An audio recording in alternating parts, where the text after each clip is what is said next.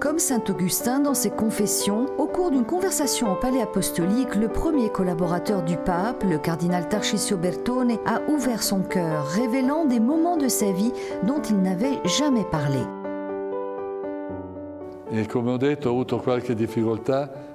Comme je l'ai dit, j'ai traversé certaines difficultés au cours de ma formation. J'ai éprouvé un peu de nostalgie de mon passé, de la vie avec des camarades de mon âge, avec mes amis. Mais j'ai suivi avec détermination ma vocation.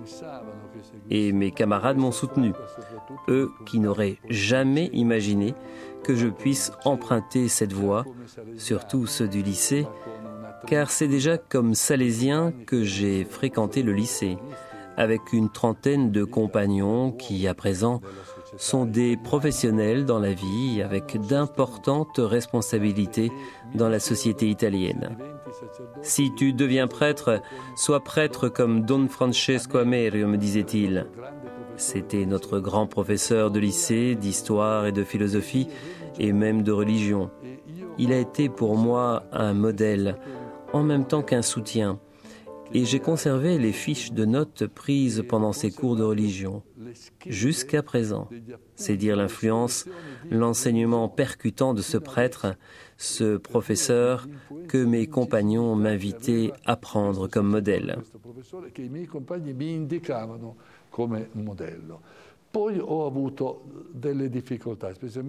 Par la suite, j'étais en butte à des difficultés, spécialement de 1968 à 1972, car je me trouvais ici, à Rome.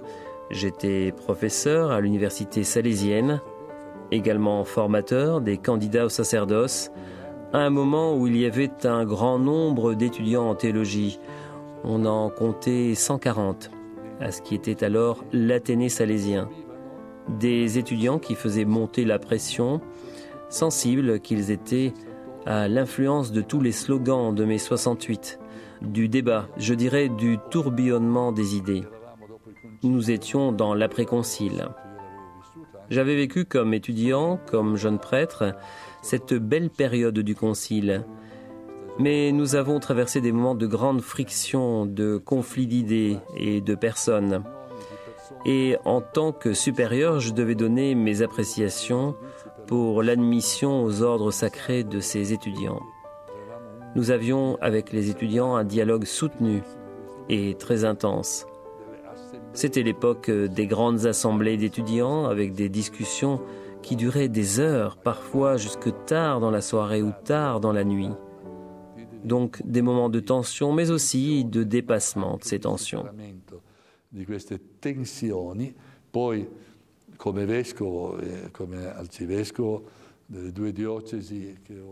Par la suite, comme évêque et comme archevêque, à la tête des 2 diocèses que m'avait confié le Saint-Père Jean-Paul II, j'ai vécu aussi des moments où je me trouvais confronté, parfois durement, avec un certain nombre de problèmes qui se posaient au niveau de l'Église locale. De même, lorsque j'étais secrétaire de la Congrégation pour la doctrine de la foi, des problèmes doctrinaux se présentaient à notre analyse, à notre jugement, des problèmes également gravissimes, doctrinaux, moraux, disciplinaires. Mais j'ai aussi eu dans cette fonction, dans cette tâche, de merveilleuses satisfactions. Le fait d'avoir guidé et expérimenté une communauté fraternelle, je dirais un rapport de communion fraternelle, de forte amitié qui continue encore aujourd'hui lorsque je retrouve d'anciens élèves ou évêques du monde entier.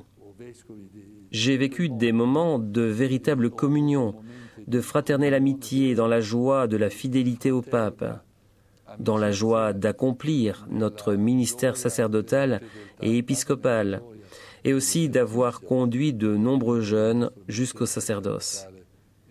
Puis, il y a la paternité épiscopale dans les ordinations sacerdotales et épiscopales qui, naturellement, sont à présent encore plus nombreuses dans ma charge de secrétaire d'État avec l'ordination de nombreux collaborateurs du pape et même de nombreux évêques locaux. C'est une grande satisfaction. ce grand peuple de Dieu, organiquement composé des pasteurs de l'Église, avec leurs responsabilités diverses, leurs rôles divers, en fonction de leur vocation et des charismes que l'Esprit Saint répartit.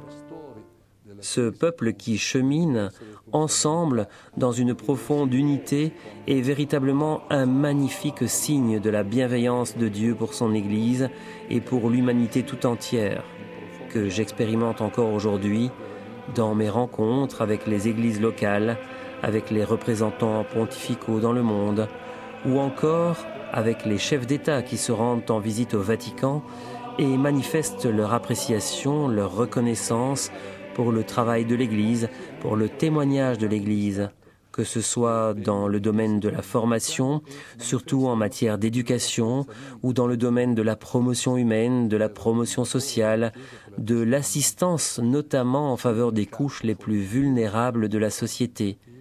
Je dois donc rendre grâce au Seigneur pour le don du sacerdoce et aussi pour le don de l'épiscopat. À tous, je souhaite une bonne année sacerdotale. Per il dono del sacerdozio e anche per il dono dell'episcopato. E auguro a tutti un buon anno sacerdotale.